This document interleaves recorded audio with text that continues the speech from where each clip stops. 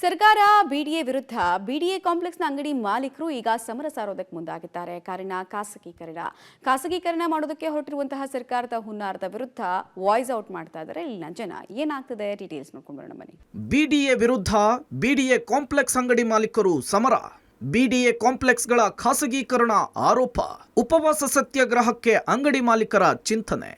ಕೋರಮಂಗಲದ BDA complex ಸೇರಿದಂತೆ 6 BDA ಕಾಂಪ್ಲೆಕ್ಸ್ಗಳನ್ನು ಸರ್ಕಾರ ಖಾಸಗೀಕರಣ ಮಾಡ್ತಾ ಇದೆ ಎಂಬ ಆರೋಪ ಇದ್ದಿದೆ.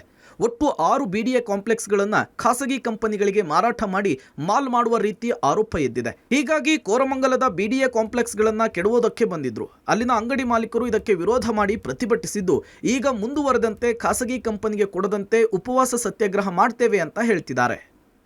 ಕಟ್ಟಡನ ಹೊಡೆದಾಗಕ್ಕೆ ಕಾರಣ ಏನಿದೆ? ಮೊನ್ನೆ ರಿನ್ಯೂವಲ್ ಮಾಡಿಸಿದ್ದಾರೆ. ಜನಕ್ಕೆ ತೊಂದರೆ ಆಗಲ್ವಾ? ಇಷ್ಟು ಮನೆಗಳಿಗೆ ಊಟ ಸಿಕ್ಕಲ್ಲ, ಎಲ್ಲಿ ಹೋಗ್ತಾರೆ? ಒಂದೇ ಸಾತಿ ಇದು ಮಾಡಿದ್ರೆ ಏನೋ ಬಿಲ್ಡಿಂಗ್ ಚೆನ್ನಾಗಿಲ್ಲ, ಏನೋ ಇದ್ದಿದ್ದಂದ್ರೆ ಅದೊಂದು ಕಾರಣ ಇತ್ತು.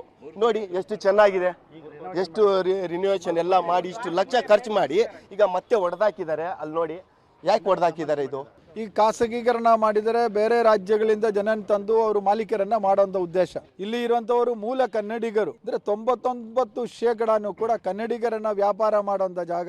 ದಿನನಿತ್ಯ ಕಚೇರಿಗಳಲ್ಲಿ ಬರುವಂತವ್ರನ್ನ ತೊಂದರೆ ಕೊಡುವಂಥದ್ದು ಅವ್ರ ಉದ್ದೇಶ. ಇವಾಗ ನಾವೇನು ನಮ್ಮ ಹೋರಾಟವನ್ನ ಮುಂದುವರಿಸಿ ಮತ್ತೆ ಅದನಂತರ ಮಾನ್ಯ ಮುಖ್ಯಮಂತ್ರಿಗಳಿಗೆ ಒಂದು ಮನವಿಯನ್ನ ಕೊಡ್ತೀವಿ. ಮನವಿಯನ್ನ ಕೊಟ್ಟಾದ್ಮೇಲೆ ನಾವು ಅಮರನಾಥ ಉಪವಾಸ ಸತ್ಯಾಗ್ರಹವನ್ನ ಇದೇ ಜಾಗದಲ್ಲಿ ಮಾಡಬೇಕು ಅಂತ ನಾವು ತೀರ್ಮಾನ ತಗೊಂಡಿದ್ದೀವಿ.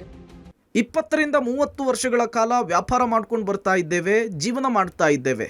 ಬಿಡಿಎ ಕಾಂಪ್ಲೆಕ್ಸ್ಗೆ ಬಣ್ಣವನ್ನ ಬಳಿದಿದ್ದಾರೆ. ಆದರೆ ಬಿಡಿಎ ಮತ್ತು ಕಮಿಷನರ್, ಸರ್ಕಾರ ಖಾಸಗಿ ಕಂಪನಿಗೆ ಇದನ್ನು ಮಾರಾಟ ಮಾಡಿದ್ರೆ ನಾವು ಬೀದಿಗೆ ಬರ್ತೇವೆ ಅಂತ ಹೇಳ್ತಿದ್ದಾರೆ. ಮುಂದಿನ ದಿನಗಳಲ್ಲಿ ಹೋರಾಟ ಮಾಡ್ತೇವೆ ಅಂತ ತಿಳಿಸಿದ್ದಾರೆ. ನಾನು 1997 ಇಲ್ಲಿ ಬೆರಳಚ್ಚಗಾರಾಗಿ ಕೆಲಸ ಮಾಡ್ಕೊಂಡು ನಾನು ಇದು ಮಾಡ್ತಾ ಇದ್ದೀನಿ. ಈಗ ಅವ್ರು ಕೊಟ್ಟಿರೋಂಥ ಗುತ್ತಿಗೆನ ಎಂಪರ್ನವ್ರು ಕೊಟ್ಟರೆ ಸುಮಾರು 700-800 1000 ಜನ ಬೀದಿ ಪಾಲಿಗೆ ಬರ್ತಾರೆ.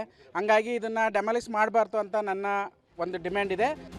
ಒಟ್ಟಾರೆ ಬಿಡಿಎ ಕಾಂಪ್ಲೆಕ್ಸ್ಗಳ ಖಾಸಗೀಕರಣಕ್ಕೆ ವಿರೋಧ ಎದ್ದಿದ್ದು ಅಂಗಡಿ ಮಾಲೀಕರು, ವರ್ತಕರು ಉಪವಾಸ ಸತ್ಯಾಗ್ರಹವನ್ನು ಕೂರುವುದಾಗಿ ಎಚ್ಚರಿಸ್ತಾ ಇದ್ದಾರೆ. ಸರ್ಕಾರ ಈ ಹುನ್ನಾರವನ್ನು ನಡೆಸ್ತಾ ಇದೆ ಅಂತ ಇದ್ದಾರೆ. ಮುಂದಿನ ದಿನಗಳಲ್ಲಿ ಖಾಸಗೀಕರಣ ಮಾಡ್ತಾ ಇದೆಯಾ ಇಲ್ವಾ ಅಂಥೇಳಿ ಸ್ಪಷ್ಟನೆ ಕೊಟ್ಟು ನ್ಯಾಯವನ್ನು ದೊರಕಿಸಿಕೊಡುತ್ತಾ ಅನ್ನೋದನ್ನು ಕಾದು ನೋಡಬೇಕಿದೆ. Lokesh Kodagadala, public TV, Bengaluru.